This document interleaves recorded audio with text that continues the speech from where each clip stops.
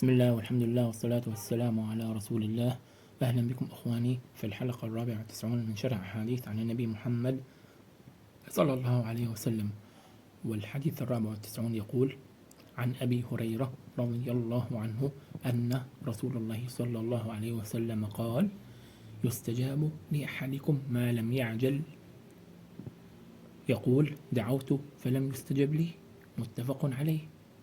العناوين مقترحة لهذا الحديث: الدعاء المستجاب، أو ثق بقدرة الله تعالى وحكمته، أو في العجلة الندامة، أو سوء الأدب حرمان.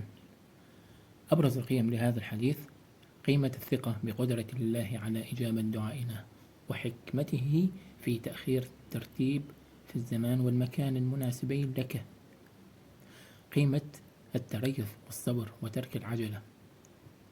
قيمة التأدب في الدعاء بين يدي الله العظيم. الأساليب النبوية لهذا الحديث: أسلوب التحذير من العجلة في تحقيق الدعاء ببيان الحرمان المترتب على تلك العجلة. أسلوب التأكيد على أن دعاءنا مستجابة باستثناء ما يكون من سوء أدبنا المانع من تلك الاستجابة الأكيدة.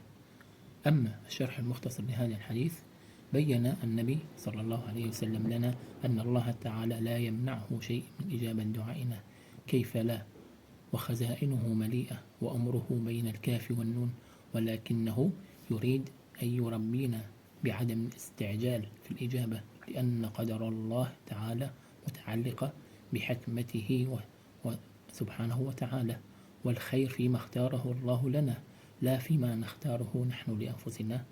أما دليل قدرته وعظمته فقد جاء في آية واحدة لتأكيد ارتباطهما ببعضهما البعض، وهذه الآية هي: إن الله بالغ أمره قد جعل الله لكل شيء قدرا. قال ابن حجر العسقلاني رحمه الله في فتح الباري: قال ابن بطال: المعنى أنه يسأم فيترك الدعاء فيكون كالمان بدعائه، أو أنه أتى من الدعاء ما يستحق به الإجابة فيصير كالمبخل للرب الكريم الذي لا تعجزه الإجابة ولا ينقصه العطاء. وهذا الحديث أدب من آداب الدعاء، وهو أنه يلازم الطلب ولا ييأس من الإجابة، لما في ذلك من الانقياد والاستسلام وإظهار الافتقار. حتى قال بعض السلف: لأناشد خشية أن أحرم الدعاء من أن أحرم الإجابة. وصلى الله على سيدنا محمد، والسلام عليكم ورحمة الله تعالى وبركاته. نراكم في الدرس القادم بإذنه تعالى.